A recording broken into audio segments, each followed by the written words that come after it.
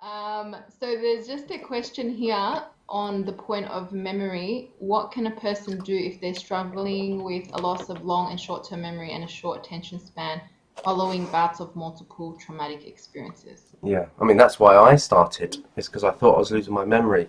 What we need to Mm. understand again, these are just guides to reflect on. I don't know this person's situation, so Yeah. but my experience of working with memory in myself and with clients is that the reassurance is you haven't lost your memory.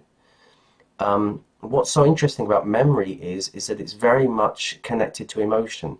If we have an emotional attachment to something, then we remember it.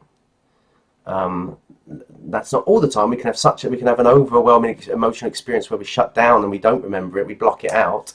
But if you think about the things we do remember, there were positive emotional experiences coupled with them. So when I'm teaching Arabic, we talk about how to couple, like vocabulary, you talk about how to couple something with emotion so that we embed it and remember it.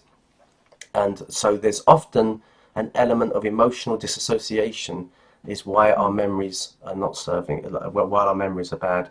We often locked into shutdown states or sympathetic states, and when we're in shutdown or in fight and flight activated state, our prefrontal cortex is not fully functioning, so we can't recall things, we can't remember things, and so it's once we learn how to come into more of the ventral vagal, which is the rest and digest state, the social engaged state, we feel relaxed in ourselves. And this is a key as well, you know, in Arab, when I'm teaching Arabic, I see this countless times, is that we learn to respect our threshold. What people Mm. usually do is they sit down and say, I'm going to do this, I'm going to study for an hour, but they're not respecting their organism. Their organism Mm. might say, I only can take 10 minutes. So you work with just when you start to learn where your memory is resistant, or your body's starting to resist anymore, put it down, have a break. Then 10 Mm. minutes later, re-engage. Is it ready to re-engage? And physiologically and mentally, you'll know this is what I call an availability. There's almost this ready to re-engage.